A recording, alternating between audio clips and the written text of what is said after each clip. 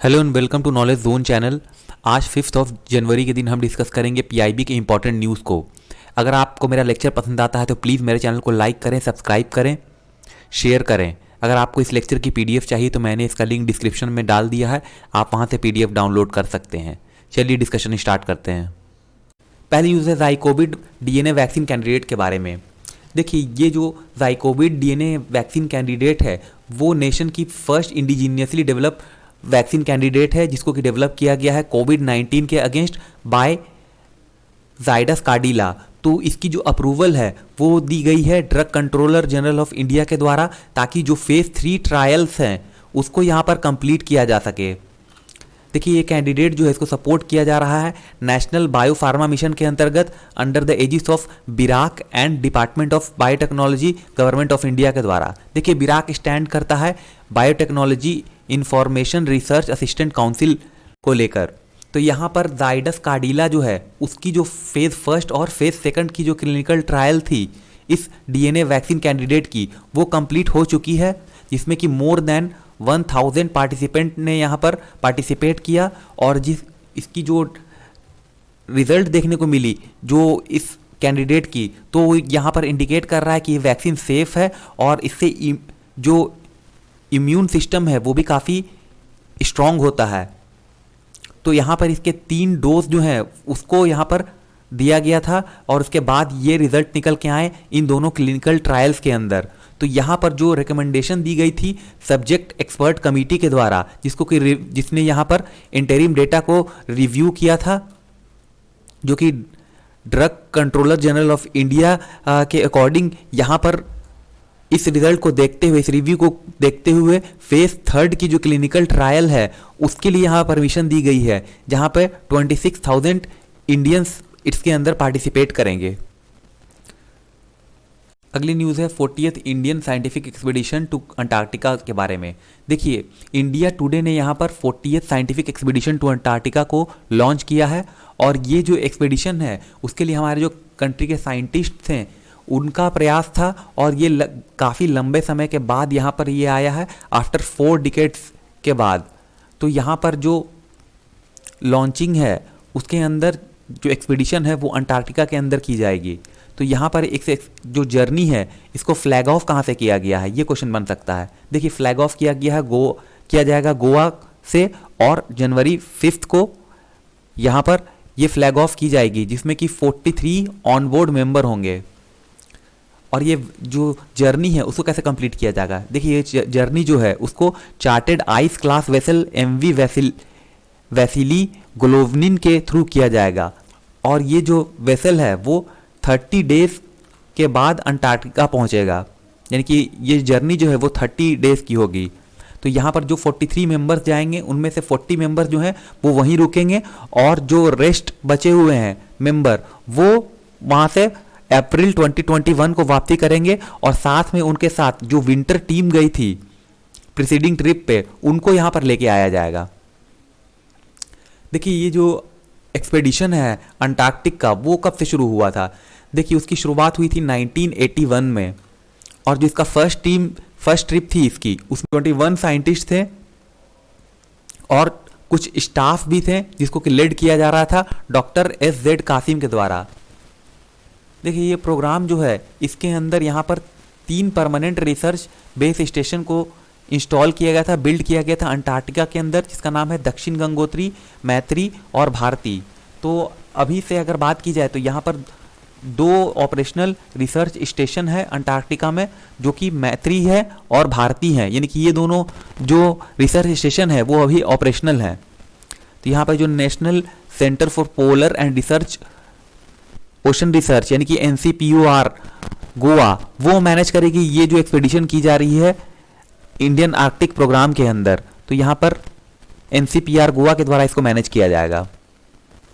देखिए, जो preceding expedition थी उसके बारे में जान लेते हैं। जो प्रीसीडिंग एक्सपेडिशन थी 39th Indian scientific expedition to Antarctica, उसको लॉन्च किया गया था नवंबर 2019 में। तो जहाँ पर 27 साइंटिफिक प्रोजेक्ट माउंट किए गए थे, और इसका फोकस जो था वो क्या था, वो था क्लाइमेट प्रोसेस, और इसका लिंकेज जो भी क्लाइमेट चेंज से है, या इसके अलावा crustal evolution, environmental process conservation, ecosystem of terrestrial and near शोर रीजन, ऑब्जर्वेशनल रिसर्च और पोलर टेक्नोलॉजी। तो ये सारी चीज़ें इसकी फोकस थी। देखिए यहाँ पर 2 एडिशनल कोलैबोरेटिव प्रोजेक्ट भी थे, national institute of polar research और जापान के साथ। तो यहाँ पर जो मिशन है उससे कंप्लीट होने के बाद ये टीम जो है वो इंडिया के लिए रिटर्न हुई मई 2020 के टाइम। तो ये सारी जो डिटेल है वो 39th Indian scientific expedition of Antarctica से रिलेटेड है। तो यहाँ पर जो एनुअल सप्लाई थी फूड, फ्यूल, इसके अलावा जो भी मेंटेनेंस ऑफ लाइफ के लिए जो भी सपोर्ट सिस्टम चाहिए उसको भी यहाँ पर रिप्लेनिश किया गया मैत्री और भारती में, क्योंकि जो सप्लाई थी वो समाप्त हो रही थी, तो इसको फिर से यहाँ पर फिलअप किया गया। इसके अलावा यहाँ पर 48 मेंबर थे इस एक्सपीडिशन के अंदर जो विंटर ऑपरेशन थी वहां पर। देखिए यहाँ पर जो साइंटिफिक और लॉजिस्टिक एक्टिविटी है 40th इंडियन अंटार्कटिक एक्सपीडिशन वो काफ़ी लिमिटेड रही, क्योंकि अभी जो सिचुएशन थी वो थी कोविड-19 पैंडेमिक की सिचुएशन, जिसके अंदर काफ़ी ज़्यादा प्रोटोकॉल को फॉलो करना पड़ रहा था क्योंकि चैलेंजेस बहुत ज़्यादा थे। तो यहाँ पर जो फोकस था वो जो ऑनगोइंग साइंटिफिक प्रोजेक्ट है अभी उसको एक तरह से सपोर्ट करना related to climate change, geology, ocean observation, electric and magnetic flux measurement, इसके अलावा जो भी इन्वायरमेंटल मॉनिटरिंग की जा रही है, तो इन सारी चीज़ों को लेकर के यहाँ पर फोकस था। तो यहाँ पर इंडिया की जो कमिटमेंट है वो है कोविड-19 फ्री बनाना कॉन्टिनेंट ऑफ अंटार्कटिका को। तो इस चीज़ को यहाँ पर मेंटेन करने के लिए इंडिया कमिटेड है।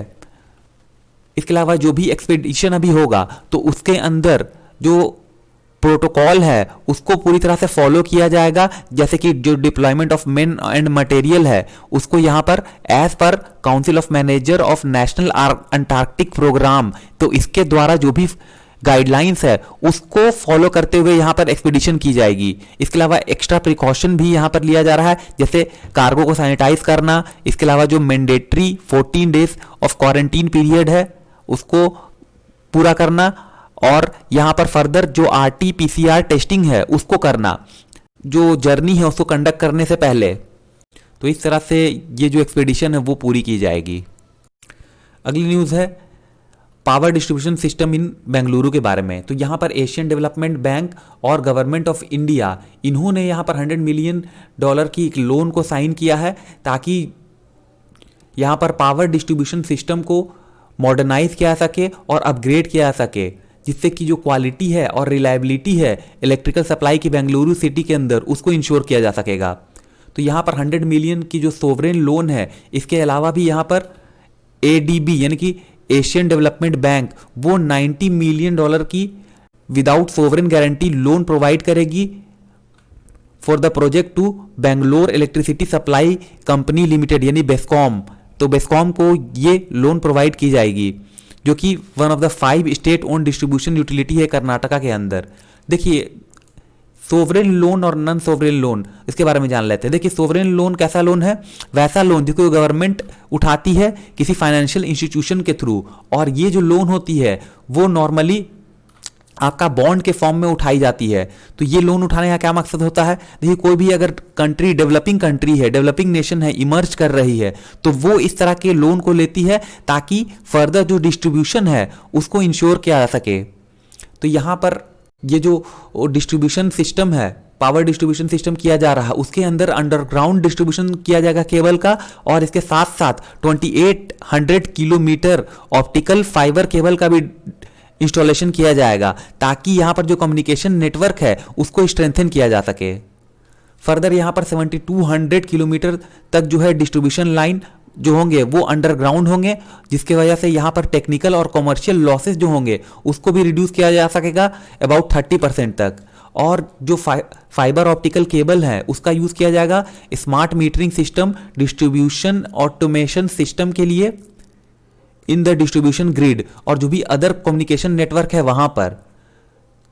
तो इस प्रोजेक्ट के अंदर यहां पर 1700 ऑटोमेटिक रिंग मेन यूनिट को यहां पर इंस्टॉल किया जाएगा, जो कि एडेप्टेड होंगे विथ DAS, ताकि जो भी स्विच गियर हैं उनको डिस्ट्रीब्यूशन लाइन के अंदर वहां पर उनको कंट्रोल सेंटर से ही कंट्रोल किया जा सके। तो ये जो लोन है वो फर्दर स्ट्रेंथन करेगा जो कैपेसिटी है बेस्कॉम की कि किस तरह से वो मेंटेनेंस करती है और जो ऑपरेशन यहाँ पर उसके द्वारा परफॉर्म किया जाता है उसको यहाँ पर स्ट्रेंथन करेगी, और जो भी इन्वायरमेंट और सोशल सेफगार्ड है उसको भी यहाँ पर इंश्योर करेगी। तो ये जो इम्प्रूव फाइनेंशियल मैनेजमेंट कैपेबिलिटी है वो हेल्प करेगी बेस्कॉम की कि वो असेस कर सके, कि वो एक्सेस कर सके डोमेस्टिक और इंटरनेशनल कॉमर्शियल फाइनेंशियल मार्केट का। देखिए एडीबी यानी कि एशियन डेवलपमेंट बैंक ये कमिटेड है कि किस तरह से प्रॉस्पेरस, इंक्लूसिव और रिजिलियंट वे में सस्टेनेबल एशिया एंड पैसिफिक जो कमिटमेंट है उसको अचीव किया जा सके। फर्दर यहाँ पर इसकी जो एफर्ट है वो है कि किस तरह से जो एक्सट्रीम पॉवर्टी है उसको यहाँ पर इरेडिकेट किया जा सके, समाप्त किया जा सके।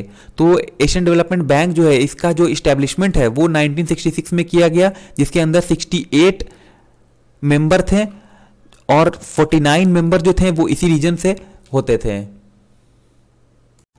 अगली न्यूज़ है पीएम के इनॉग्रल एड्रेसिंग के बारे में, जो कि नेशनल मेट्रोलॉजी कॉन्क्लेव के अंदर किया गया है।